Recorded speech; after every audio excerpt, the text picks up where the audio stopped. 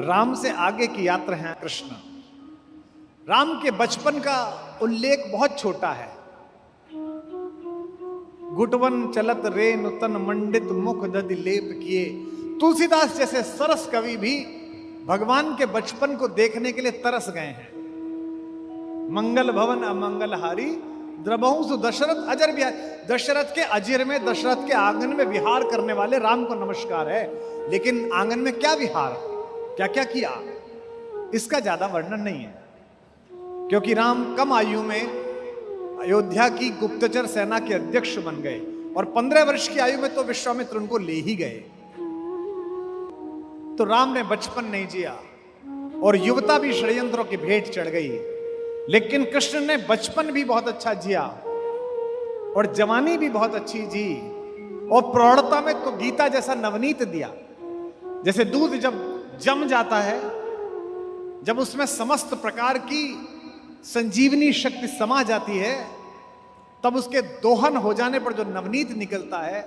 महाभारत का युद्ध वो दोहन करने वाली मटकी थी जो स्वयं मटकी फोड़ने वाले ने ही आयोजित की थी, और उससे जो नवनीत निकला वो गीता जैसा नवनीत निकला, जिसे विश्व भर में आदर दिया जाता है, पढ़ा जाता है।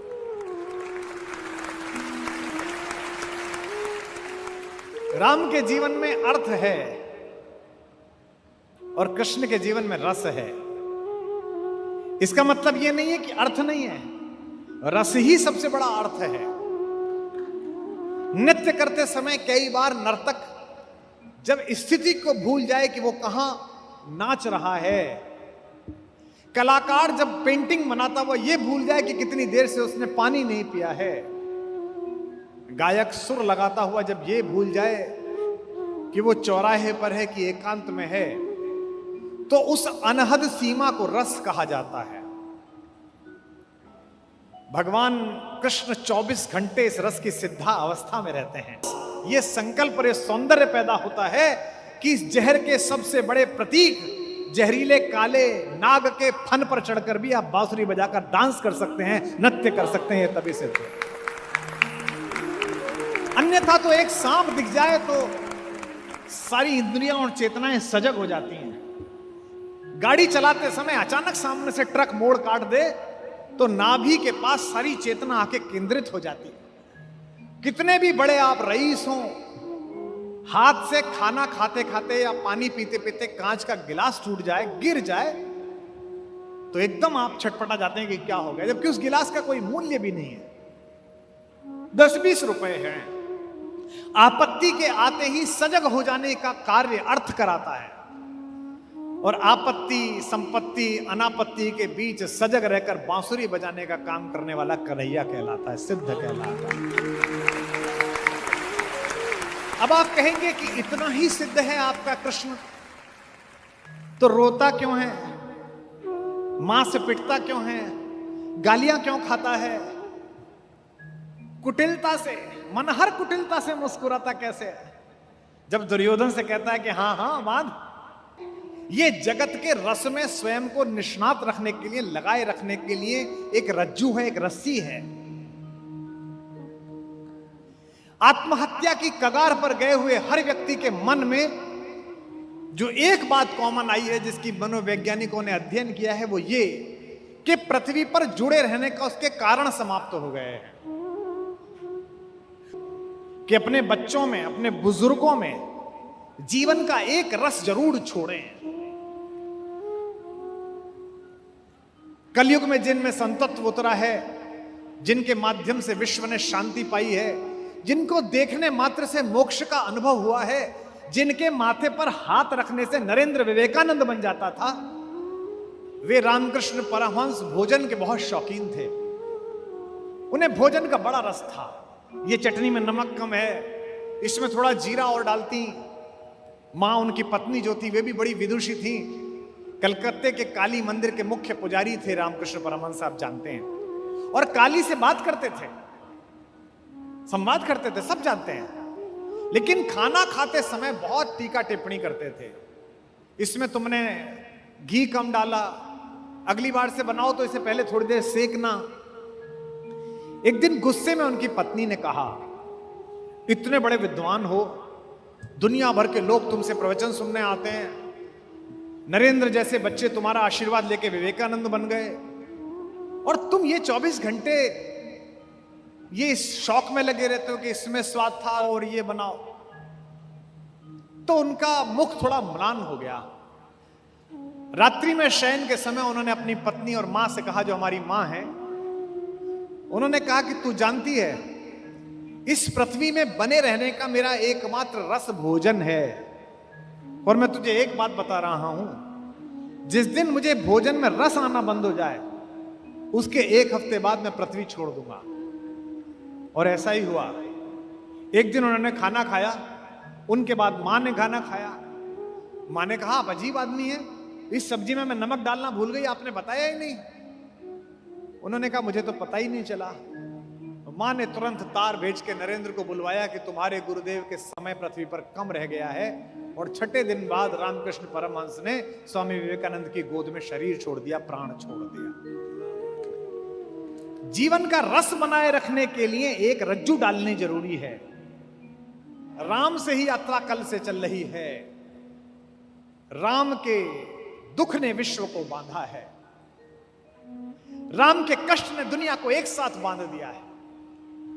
वनवास के लिए निकला है वो सुदर्शन युवक, तो पूरा विश्व रोया है। तापस वेश विशेष उदासी, 14 बरस राम वनवासी। हमारे उत्तर प्रदेश में गांव में गीत गाया जाता है, कौन नरेशवा के देशवा उजरी गए। ये कौन सा राजा है जिसने अपना घर बर्बाद करके इतने प्यारे बच्चों को जंगल भेज दिया है। महिलाएं बात कर रही हैं। अब पंक्ति आती है कृष्ण पर और राम पर, राम के दुख ने विश्व को बांधा है और कन्हैया के आनंद ने विश्व को बांधा है। यह अंतर है, क्योंकि अंतिम यात्रा तो आनंद की ही है। कल भी मैंने बताया था, भगवान का नाम क्या है? भगवान का नाम है सच्चिदानंद। आनंद तो अपराधियों को भी आता है। आनंद तो महिलाओं को, घरेलू हिंसा का शिकार करने वाले पुरुषों को भी आता है। आनंद तो गली के कुत्ते को उसके दिवाली के दिन उसकी पूंछ में पटाखे बांधकर उसे कष्ट पहुंचाने वाले लंपट और नालायक बच्चों को भी आता है। आनंद तो अपने मां बाप के सामने अनर्गल बहस करके उनका अपमान करने वाली नालायक संतान को भी आता है। आनंद तो विश्व में इतनी बड़ी जनसंख्या का कत्लेआम करने वाले हिटलर को भी आता था। लेकिन वो दुखांतिक आनंद था। एक आनंद होता है कि आपके पहुंचने से लोग प्रसन्न हो जाएं। मैं आज इस छोटे ठाकुर से ये कहता हूं कि अपने बड़े भाई बड़े ठाकुर से बात करके मुझे सिर्फ इतना साहस प्रदान करे, मुझे इतनी आयु प्रदान करे, मुझे इतनी चेतना प्रदान करे कि वाम पथ पर जाती हुई एक पूरी पीढ़ी को मैं राम पथ तक ला सकूं। इतना काम हो जाए तो अच्छा हो।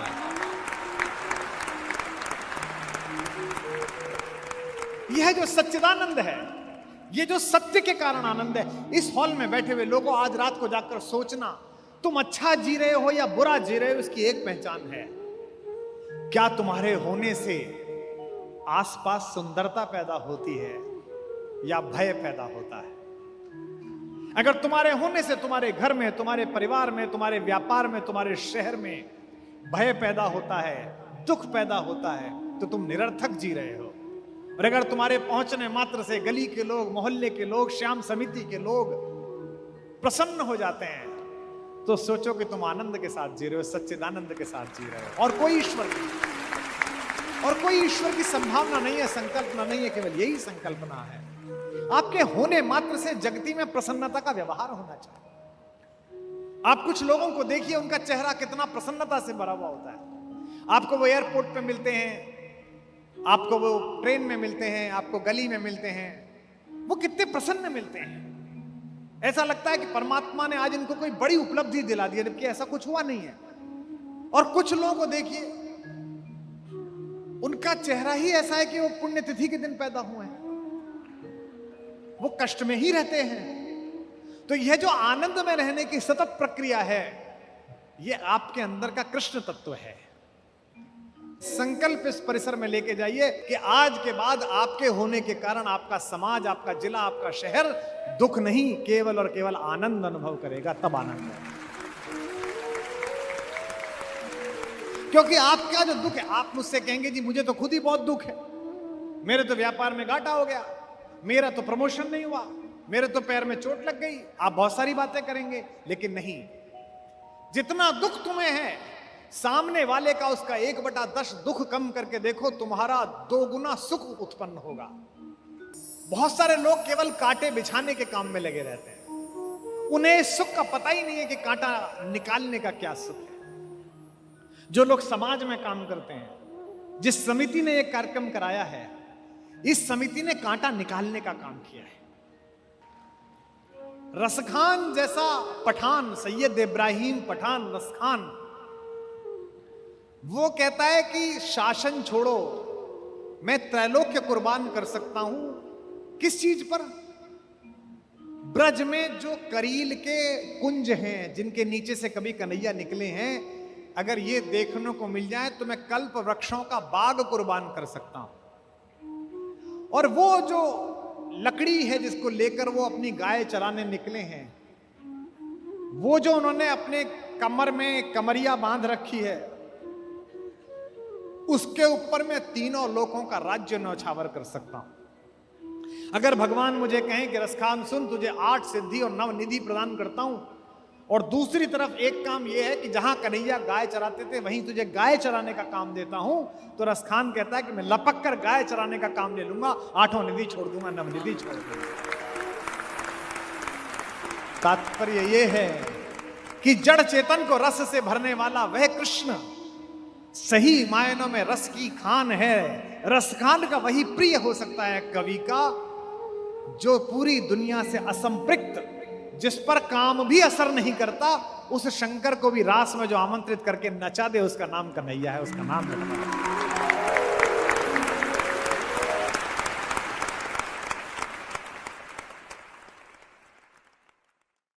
भारतीय स्त्रियों के इतिहास की सबसे दीपित चरित्र है द्रौपदी। इस देश को इस समय अबलाओं की आवश्यकता नहीं है। अपने केशों पर अगर कोई निर्लज्ज हाथ डाल दे तो उसकी छाती फाड़ देने का साहस पैदा करने वाली द्रौपदियों की आवश्यकता। सोच के देखिए कि रुक्मिणी और राधा जब मिली होंगी तो कैसा दृश्य होगा। एक ने बालक कन्हैया को देखा है और एक ने राजनीतिज्ञ कृष्ण को देखा है। एक ने मनमोहक बातों में इस विश्व को फंसा लेने वाले एक नायक को देखा है, और दूसरे ने अपने हाथ पर चक्र धारण करके इस पूरे विश्व को अनुशासन में ले आने वाले शासक को देखा है, महायोद्धा को देखा है। कृष्ण राधा के बचपन के दोस्त थे, प्रेमी थे, लेकिन दुर्भाग्य था कि राधा ने उन्हें विश्व की महाशक्ति रचते हुए नहीं देखा। राधिका ने कृष्ण को कुचक्र के जालों को सुलझाते हुए नहीं देखा, शिशुपाल का वध करते हुए नहीं देखा। लेकिन रुक्मिणी का भी यह दुर्भाग्य कम नहीं है कि उसने तीनों लोगों को मुक्त हस्त से दान देने वाले को दूसरे के घर में चुपचाप घुसकर कुछ चुराते हुए भी नहीं।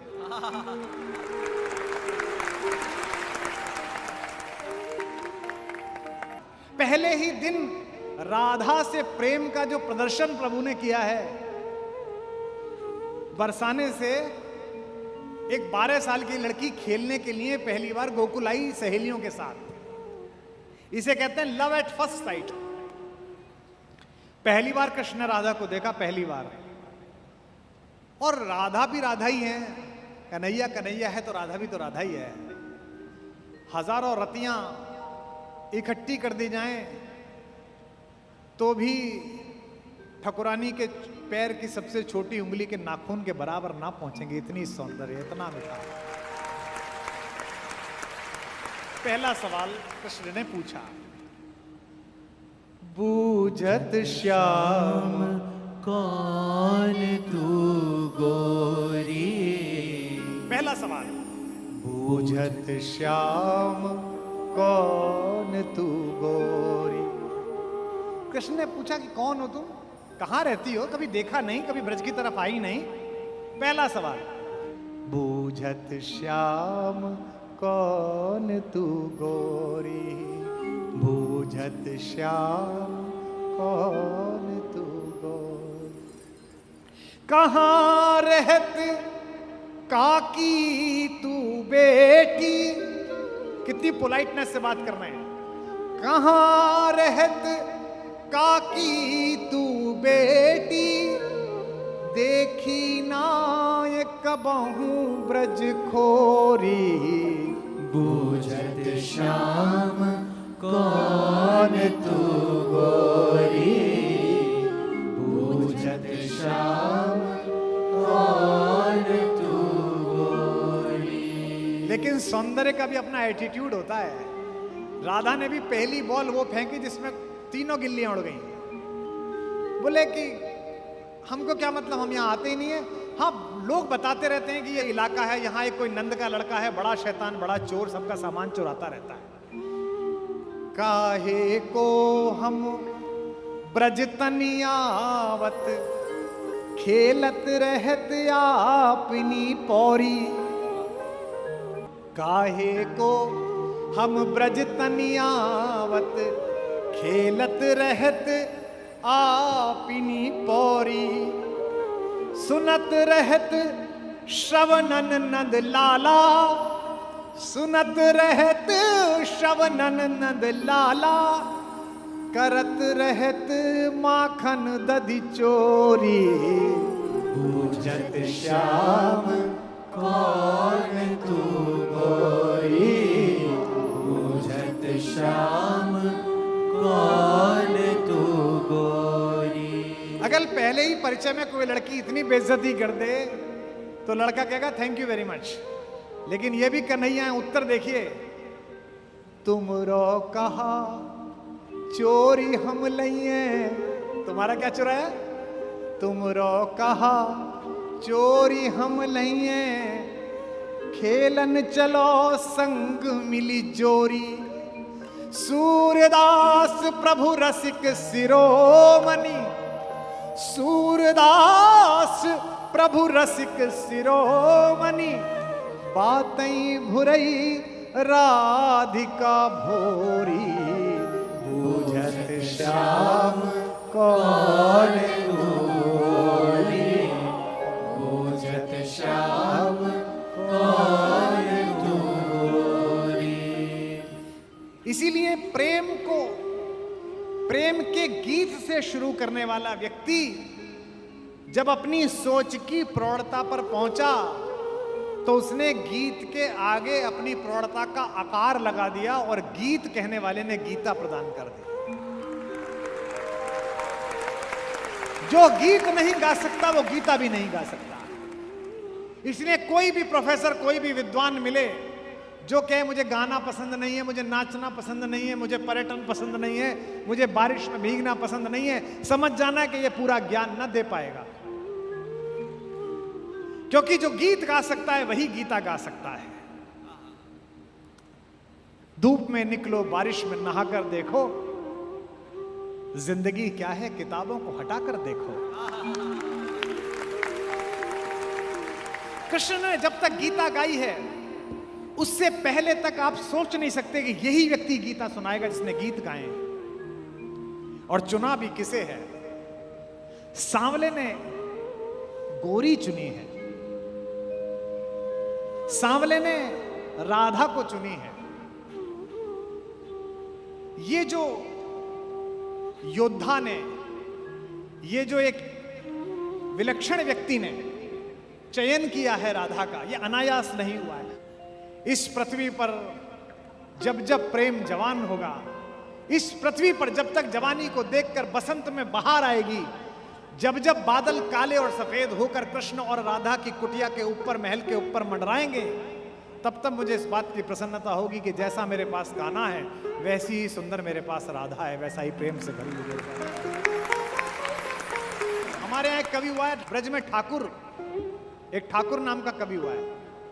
उसने लिखा है कि बरसात में बादल अचानक आ गए होली के दिन, जबकि होली में बरसात कम होती है, लेकिन उस दिन हो गई। तो ब्रज के लोगों ने एक अलग दृश्य देखा। कन्हैया के घर के ऊपर तो गोरी घटा बरस रही थी और राधा के घर के ऊपर काली घटा बरस रही थी।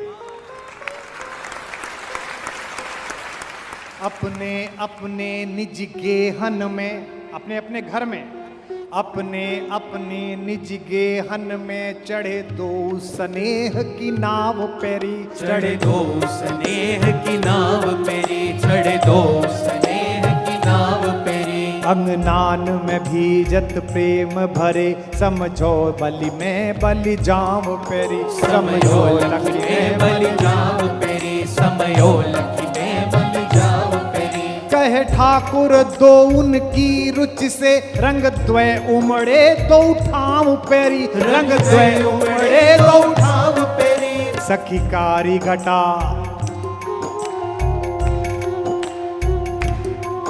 सखी कारी घटा बरसे बरसाने पे। सखी कारी घटा बरसे बरसाने पे, गोरी घटा नंद गाँव पेरी। सखी गोरी घटा नंद गाँव पेरी, सखी गोरी घटा नंद गाँव पेरी। सखी गोरी घटा नंद गाँव पेरी, सखी गोरी घटा नंद गाँव पेरी। इसलिए कृष्ण की कथा का प्रतीक शास्त्र समझाने के लिए बैठा हूं। जितना मुझे समझ में आया, मेरी रुचि कन्हैया के माखन चुराने में, चीर चुराने में, मटकी फोड़ देने में उतनी है जितनी होनी चाहिए। इससे आगे की क्या कथा है? कृष्ण के पूरे बचपन में एक जिद चली है, एक संकट चला है काले होने का। ये पश्चिम हमको सिखा रहा है। 1990 तक जो दक्षिणी अफ्रीका के ऊपर राज्य करता था, ये कह के कि ये काले हैं और हम गोरे हैं, ये पश्चिम हमको सिखा रहा है, जिसने कालों को वोट डालने का अधिकार नहीं दिया था इस शताब्दी में। इस देश में हजारों हजार वर्ष पहले हमारे देवता ने अपनी इच्छा के चयन पर गोरा हो जाने के बजाय काला होना स्वीकार किया था, ताकि सभी रंगों को आदर मिल सके। चाहता तो मेरा देवता गोरा भी हो सकता था, उसके हाथ में है, उसने सृष्टि बनाई है। गोरा होकर पैदा हो जाता। ना मेरा राम गोरा है, ना मेरा कन्हैया गोरा है, ना मेरा शंकर गोरा है, ताकि रंग के आधार पर पृथ्वी पर घूमता हुआ कोई भी मनुष्य मिले तो हिंदुस्तानी, भारत से जाने वाला सनातनी उसे कलेजे से लगा सके कि मेरे भगवान के रंग का है, मेरे आराध्य के रंग का है। मैंने 10 साल पहले जन्माष्टमी पे व्रत में था मैं, तो मेरी माँ भी पंजीरी बना रही थी। पंजीरी आप जानते हो? पंजीरी जानते हो? हाँ, सरकार में बहुत बंटती है।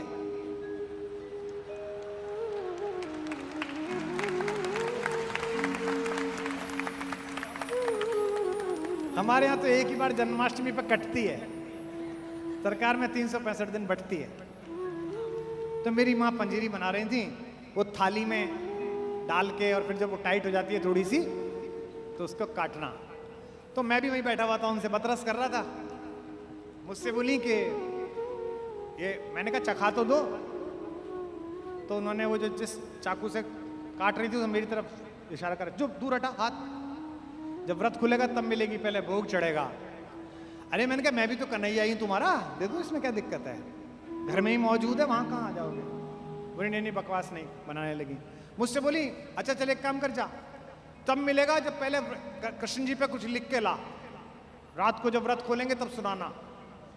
मैंने 4 पंक्ति कन्हैया पे लिख ली, राधा की ओर से, कि राधा बेचारी इतना प्रेम करा और कृष्ण ने मिले ही नहीं।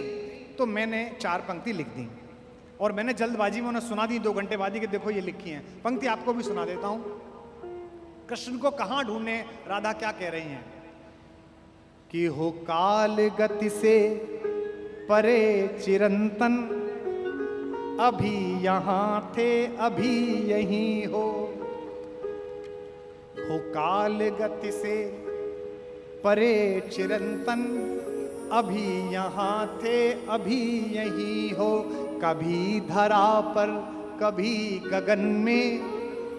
बचपन में मां से बोले कन्हैया की मां, मैं दाऊ बलराम को चिड़िया दिखा रहा था, तो मैंने इधर की तरफ हाथ उठाया तो सूरज इधर की तरफ दिखने लगा। तो मां ने कहा तुझे क्या पता, तू जिधर की तरफ उंगली उठा देगा सूर्य और चंद्रमा को तो दिशा में जाना ही पड़ेगा, तुझे क्या पता।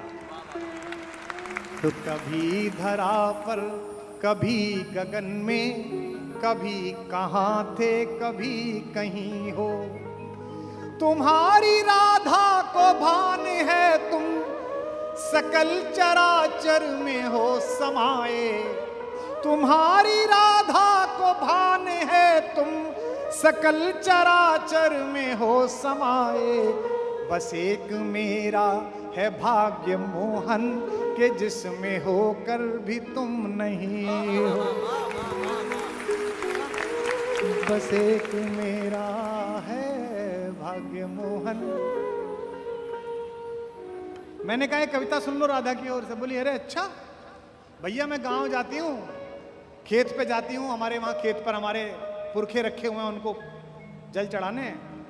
तो ट्रैक्टर चलाते हुए बच्चे आ जाते हैं कि अम्मा ये मोबाइल में भैया की प्रेम की कविता है, तू इतना ही प्रेम सीखा कि राधा को कृष्ण नहीं मिले।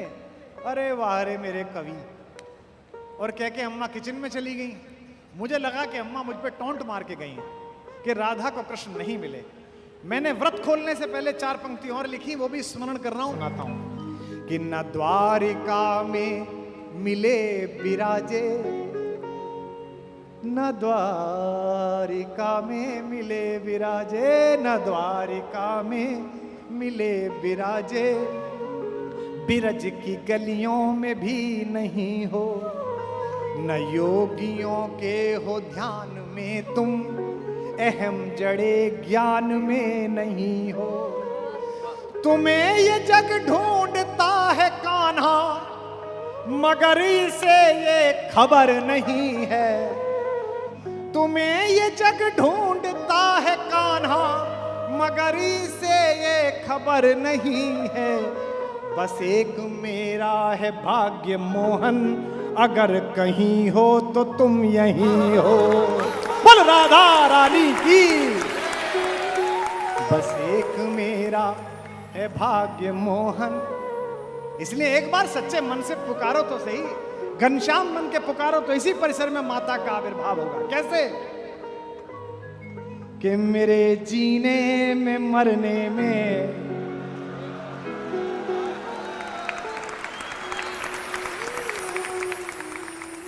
तुम्हारा नाम आएगा। मैं सांसें रोक लूं फिर भी यही इल्जाम आएगा।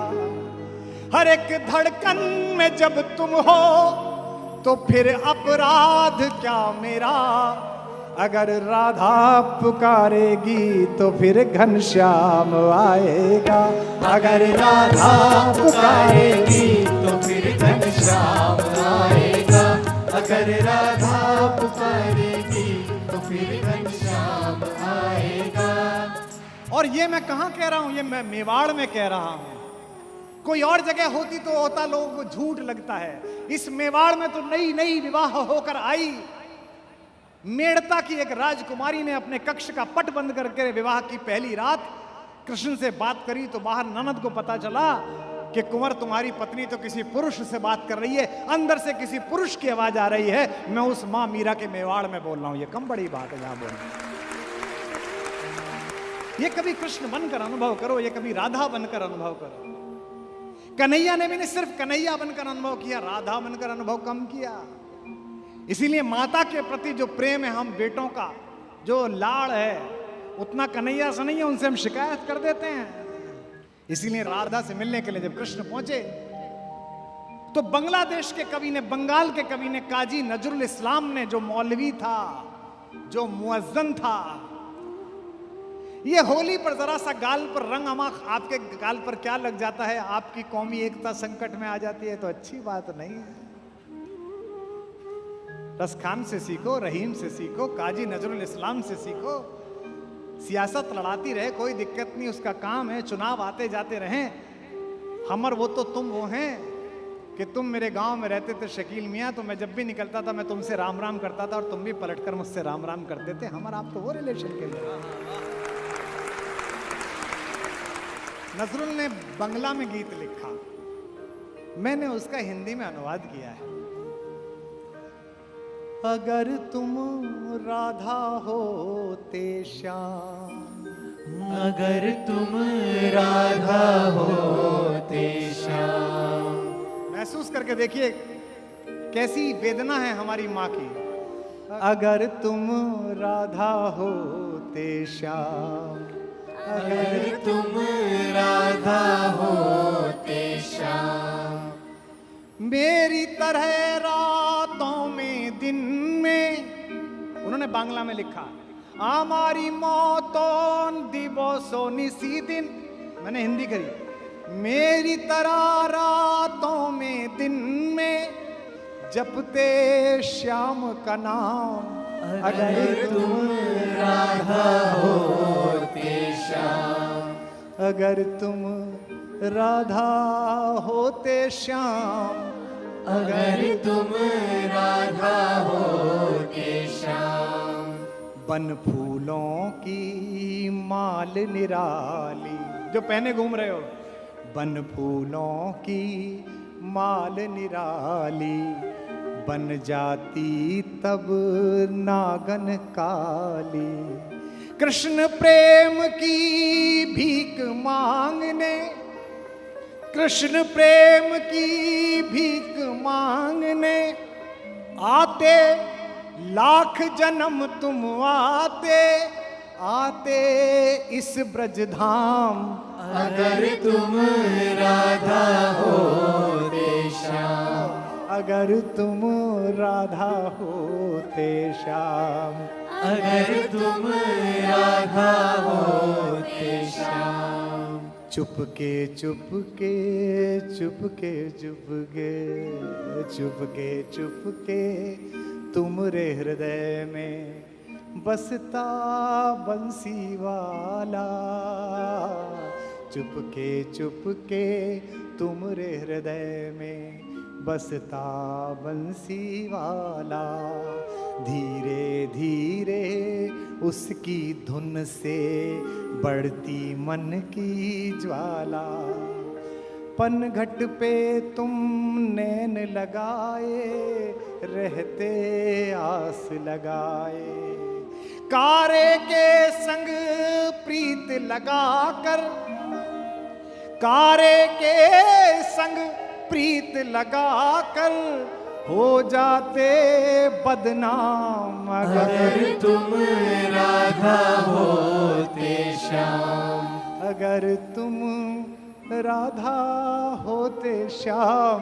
अगर तुम राधा होते श्याम। 3 चरित्र और अगला सारा समय केवल इन पर। एक रुक्मिणी और एक राधिका, एक पटरानी और एक दीवानी, और एक दूसरी लुभानी जो चित्तौड़ के किले में नाची, पागल होकर नाची। ये 3 मेरी माएं, और इनको थोड़ा थोड़ा समय, जितना मेरे पास रस है, जितना मेरे पास स्मृति है, मैं आपके माध्यम से देखता हूं। सूरदास ने एक पद लिखा है कि एक बार जब तीज के मेले में सारे परिवार को लेकर द्वारिका से कन्हैया आए तो ठकुरानी दीवानी से मिली थी। सोच के देखिए कि रुक्मिणी और राधा जब मिली होंगी तो कैसा दृश्य होगा। एक ने बालक कन्हैया को देखा है और एक ने राजनीतिज्ञ कृष्ण को देखा है। एक ने मनमोहक बातों में इस विश्व को फंसा लेने वाले एक नायक को देखा है, और दूसरे ने अपने हाथ पर चक्र धारण करके इस पूरे विश्व को अनुशासन में ले आने वाले शासक को देखा है, महायोद्धा को देखा है। कृष्ण राधा के बचपन के दोस्त थे, प्रेमी थे, लेकिन दुर्भाग्य था कि राधा ने उन्हें विश्व की महाशक्ति रचते हुए नहीं देखा। राधिका ने कृष्ण को कुचक्र के जालों को सुलझाते हुए नहीं देखा, शिशुपाल का वध करते हुए नहीं देखा। लेकिन रुक्मिणी का भी यह दुर्भाग्य कम नहीं है कि उसने तीनों लोगों को मुक्त हस्त से दान देने वाले को दूसरे के घर में चुपचाप घुसकर कुछ चुराते हुए भी देखा। रुक्मिणी ने न माखन चोर देखा, न बांसुरी देखी, न उखल से बंधे हुए कन्हैया को देखा, न गोपिकाओं की शिकायत देखी। उन्होंने क्या देखा? रुक्मिणी ने देखा दुनिया को चलाने वाला कृष्ण,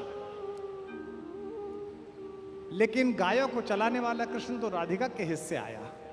संस्कृत में गौ के 3 अर्थ हैं, एक इंद्रियां, दूसरा गाय, और तीसरा सूर्य के चारों ओर घूमने वाला समस्त सौर मंडल के ग्रह, उन्हें भी गौ कहते हैं। रुक्मिणी बहुत सौभाग्यशाली है कि पटरानी है, लेकिन कैसी पटरानी जिसके हिस्से न बांसुरी आई न माखन आया। जो मैंने कल कहा था कि कृष्ण ने जाते हुए कुरुक्षेत्र की तरफ अर्जुन से कहा, अरे तू निपट मूर्ख रहा मेरे मित्र, सारी सेना तो ले गया दुर्योधन, तू अकेला मुझे ले चला, माखन ले गया, तू छाछ लेकर जा रहा है। मुस्कुराते हुए अर्जुन ने कहा कि वो पागल था, वो माखन ले गया तो मैं तो माखन चोरों को लेके जा रहा हूं, आप सबसे आगे, इसमें कोई दिक्कत नहीं।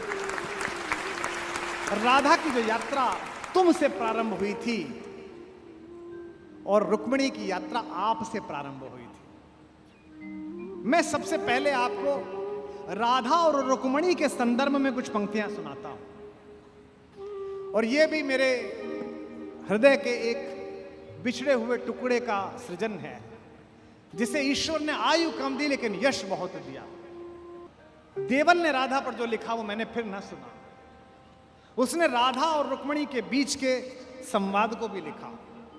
मैं पहला राधा रानी पर छंद सुना रहा हूं कि राधा ने त्याग का पंथ बुहारा तो पंथ पे फूल बिछा गया कान्हा, तो पंथ पे फूल बिछा गया कान्हा, तो पंथ पे फूल बिछा गया कान्हा। राधा ने प्रेम की आन निभाई तो आन का मान बढ़ा गया कान्हा, तो आन का मान बढ़ा गया कान्हा, तो आन का मान बढ़ा गया कान्हा। कान्हा के तेज को भा गई राधा तो राधा के रूप को भा गया कान्हा, राधा के रूप को भा गया कान्हा, तो राधा के रूप को भा गया कान्हा। कान्हा को कान्हा बना गई राधा, कान्हा को कान्हा बना गई राधा तो राधा को राधा बना गया कान्हा, तो राधा को राधा बना गया कान्हा, तो राधा को राधा बना गया कान्हा, तो राधा को राधा बना गया कान्हा, तो राधा को राधा बना गया कान्हा। अब राधा पर सुनिए।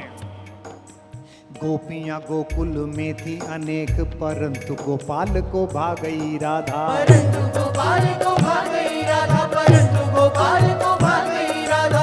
बांध के पाश में, बांध में पाश में नाग नथैया को काम विजेता बना गई राधा, काम विजेता बना गई राधा, काम विजेता बना गई राधा। काम विजेता को प्रेम प्रणेता को प्रेम पीयूष पिला गई राधा, प्रेम पीयूष पिला गई राधा, प्रेम पीयूष पिला गई राधा। विश्व को नाच नचाता है जो, विश्व को नाच नचाता है जो उस श्याम को नाच नचा गई राधा, उस श्याम को नाच नचा गई राधा, श्याम को नाच नचा गई राधा, श्याम को नाच नचा गई राधा, श्याम को नाच नचा गई राधा। लोगों ने बड़े बड़े ध्यान किए, लोगों ने बड़ी बड़ी तपस्याएं की, लोग बैठे रहे, ग्रंथ पढ़ते रहे, गीता पढ़ते रहे, उनको नहीं मिली, और नाचते नाचते किसे मिला कान्हा। त्यागियों में अनुरागियों में बड़ भागी थी नाम लिखा गई राधा, बड़े भागी थी नाम लिखा गई राधा, भागी थी नाम लिखा गई राधा। रंग में कान्हा के ऐसी रंगी रंग, कान्हा के रंग नहा गई राधा, रंग रंगा गई राधा, कान्हा के रंग रंगा गई राधा। प्रेम है भक्ति से भी बढ़कर यह बात सभी को सिखा गई राधा, बात सभी को सिखा गई राधा, बात सभी को सिखा गई राधा। संत महंत तो ध्याया किए और माखन चोर को भा गई राधा, माखन चोर को भा गई राधा, माखन चोर को भा गई राधा, माखन चोर को भा गई राधा, माखन चोर को भा गई राधा। अच्छा, अपने अपने श्याम किया था तो समिति वालों जब ये मंच बनाया, तो भैया मंच बनाया था तो जब कन्हैया का विग्रह लगाने की सोची थी तो समिति के किसी आदमी ने नहीं सोची कि इनके साथ माता रुक्मिणी को खड़ा कर दे, और लोग फिर भी कहते हैं कि राधा को कन्हैया नहीं मिले।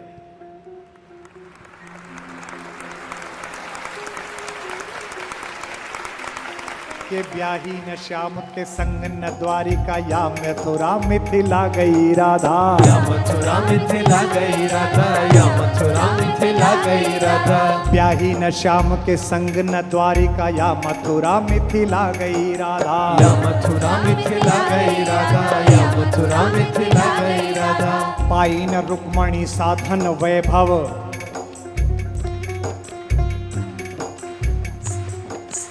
पाई न रुक्मणी साधन वैभव, संपदा को ठुकरा गई राधा। संपदा को ठुकरा गई राधा, संपदा को ठुकरा गई राधा। किंतु उपाधियों मान गोपाल में रानियों से बढ़ पा गई राधा। रानियों से बढ़ पा गई राधा, रानियों से बढ़ पा गई राधा। ज्ञानी बड़ी अभिमानी बड़ी, पट रानी को पानी पिला गई राधा। पट रानी को पानी पिला गई राधा, रानी को पानी पिला गई राधा। पट रानी को पानी पिला गई राधा, रानी को पानी पिला गई राधा। सारे कौरवों को इकट्ठा करके जो कुरुक्षेत्र के मैदान में नाश का साधन बना दे, वो अपनी प्रेमिका को ब्रज से बुला नहीं सकता था।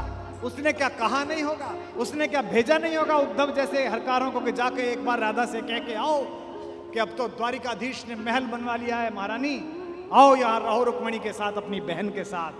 लेकिन प्रेम में अना होती है, स्वाभिमान कहते हैं।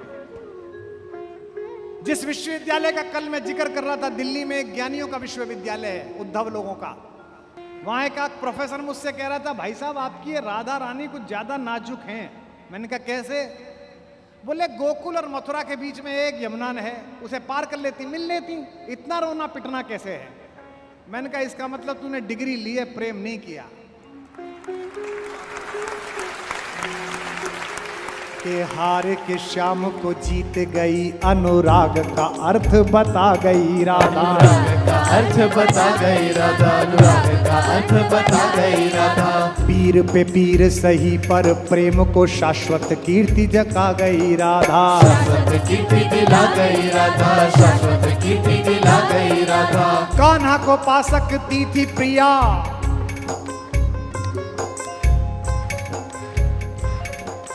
कान्हा को पा सकती थी प्रिया, पर प्रीत की रीत निभा गई राधा। प्रीत की रीत निभा गई राधा, प्रीत की रीत निभा गई राधा। कृष्ण ने लाख कहा, कृष्ण ने लाख कहा, पर संग में ना गई तो फिर ना गई राधा। ना गई तो फिर ना गई राधा, ना गई तो फिर ना गई राधा, ना गई तो फिर ना गई राधा, ना गई तो फिर ना गई। बोल राधा रानी की।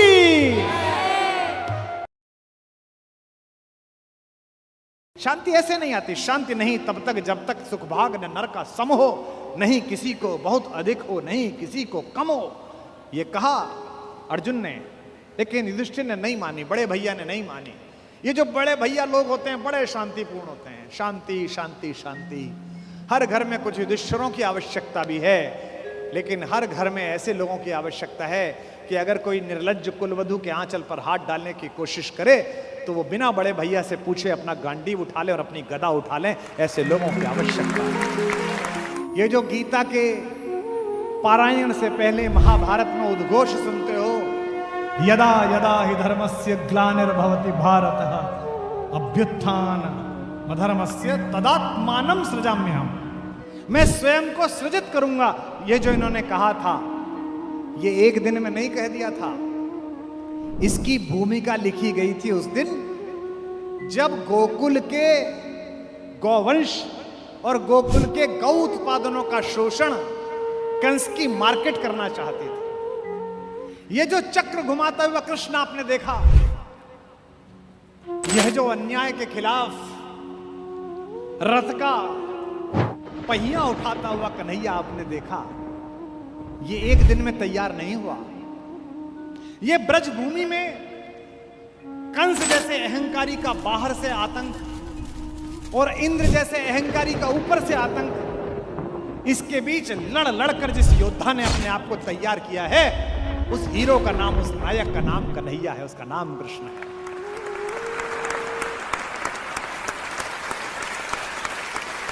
मैंने अपनी मां से एक भजन सुना, बचपन में ऐसे भजन को सुनता था मैं, मुझे लगता था इसमें क्या खास है, बस मां प्रसन्न है इसलिए गा रही हैं। कन्हैया ने अकेली जाती हुई एक गोपिका को घेर लिया।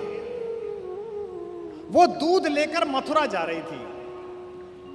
इसे सामान्य व्यवहार में कहें तो यह खराब बात है, और उससे कहा दूध वापस, और नहीं करेगी तो ये रही गुलेल, अभी मारूंगा मटकी फूट जाएगी।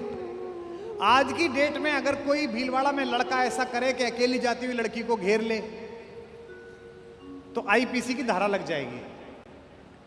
अब इससे अर्थ क्या निकलेगा? जब मैंने कृष्ण पर बोलने का संकल्प करा तो मेरी मां ने कहा, ए लाला, ये जो तू कथा करेगा इसमें ये वाला भजन भी सुनाइयो। मैंने कहा ठीक है सुनाऊंगा। बोली मैं टीवी पे सुनूंगी। मैंने कहा ठीक है सुनना। अब वो सुन रही होगी। अब मेरी टीम ने मुझे कहा सर इस भजन का क्या करेंगे, इसमें तो कोई अर्थ ही नहीं है। मैंने कहा नहीं, आपकी दृष्टि नहीं है अर्थ निकालने की, इसमें अर्थ है। अकेली गोपिका घेर ली और उससे कहा कि ये दूध तुझे ले जाने नहीं दूंगा, ये मक्खन तुझे ले जाने नहीं दूंगा। मतलब क्या है इस बात का?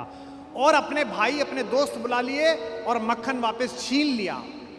पूरी दुनिया में यही लड़ाई चल रही है। प्राकृतिक संसाधन जिनके हैं, पहला अधिकार उनका है। सबसे पहला दूध गोकुल के बच्चों को मिलेगा, किसी अहंकारी कंस और उसके दरबारियों को नहीं मिलेगा। यह घोषणा है। ये जो संसाधनों के वितरण का झगड़ा है, एक दुनिया का सबसे बड़ा गुंडा है, दुनिया का सबसे बड़ा सेठ, अपना तेल इस्तेमाल नहीं करता। तेल कहां से लेता है? मिडिल ईस्ट से। दुनिया का 17% तेल उसकी जमीन के नीचे है, एक बूंद तेल नहीं निकाला है। पाइप डाल लिया है, रिफाइनरी बना ली है, यूज नहीं करता। तेल किसका ले रहा है? दूसरे देशों का, ताकि इनका पहले खत्म हो जाए।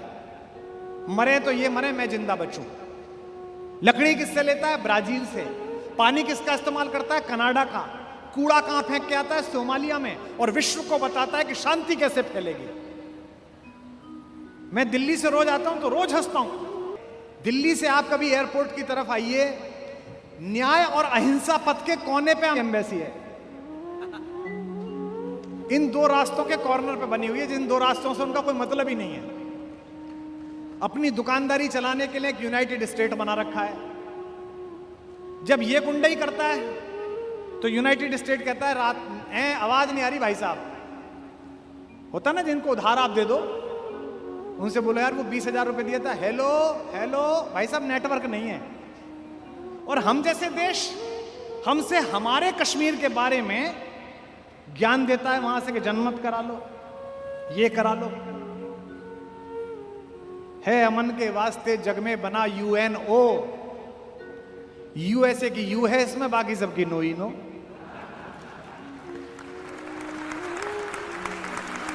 ये जो संसाधनों के वितरण का झगड़ा है, ये कृष्ण का संघर्ष है कि पहले दूध ब्रज के बच्चे पिएंगे, पहले मक्खन ब्रज के बच्चे और युवा खाएंगे, पहले इस प्राकृतिक संसाधन का इस्तेमाल यहां होगा। और लड़ना किससे है? इन सप्लायरों से, जो जल जंगल और जमीन के असली मालिकों से हक छीनकर इन वाशिंगटनों को और इन दुबइयों को देना चाहते हैं। मेरी मां का गीत है, अब इस तरीके से सुनिए तो आप सत्य सिद्ध मान जाएंगे। इकली घेरी वन में आई शाम तन कैसे ठानी रे। इकली घेरी वन में आई शाम तन कैसे ठानी रे। इकली घेरी वन में आय शाम तन कैसी ठानी रे। इकली घेरी वन में आई शाम तन कैसी ठानी रे। शाम तन कैसी ठानी रे, शाम तन कैसी ठानी रे। इकली घेरी वन में आई शाम तन कैसी ठानी रे। श्याम मोहे वृंदावन जानो, श्याम मोहे वृंदावन जानो। श्याम मोहे वृंदावन जानो। श्याम मोहे वृंदावन जानो। लौट के बरसाने आनो, लौट के बरसाने आनो। मेरी कर जोरे की मानो, मेरी कर जोरे की मानो। जो है जाए मोई देर लड़ेंगी सास जिठानी रे।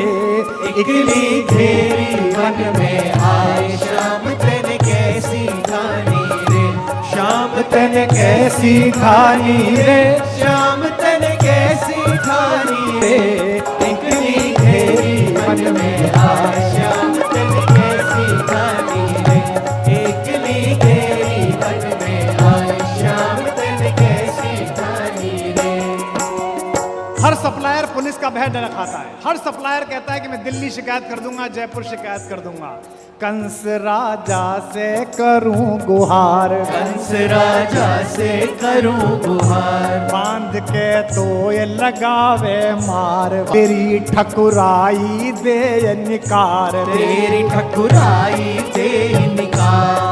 जुल्म करे ना डरे तके तू नार बिरानी रे, इकली घेरी वन में आए, शाम तन कैसी ठानी रे, शाम तन कैसी ठानी रे, शाम तन कैसी ठानी रे, इकली घेरी वन में आए, शाम तन कैसी ठानी रे, इकली घेरी वन में आए, शाम तन कैसी ठानी रे।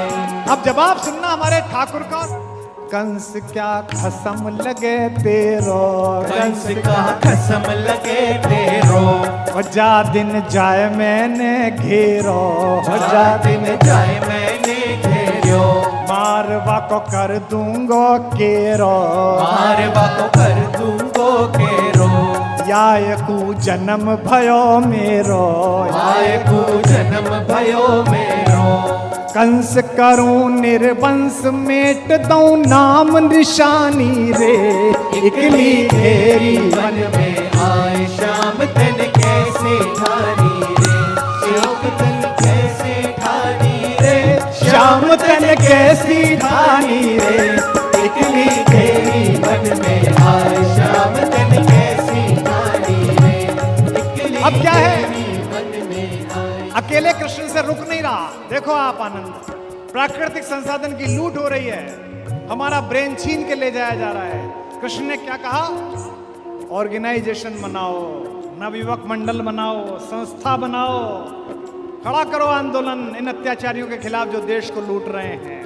आए गए इतने में सब ग्वाल, आए गए इतने में सब ग्वाल, आए गए इतने में सब ग्वाल, आए गए इतने में सब ग्वाल, परे नैनन में डोरा लाल, परे नैनन में डोरा डाल, झूम के चले अदा की चाल, झूम के चले अदा की चाल, लुट गयो माखन मारग में, अजी लुट गयो माखन मारग में, घर गई खिसियानी रे, इकली घेरी वन में आए, शाम तन कैसी ठानी रे, शाम तन कैसी ठानी रे, ओ गिरधर कैसी ठानी रे, इकली घेरी वन में आए, शाम तन कैसी ठानी रे, इकली घेरी वन में आए, शाम तन कैसी ठानी रे, इकली घेरी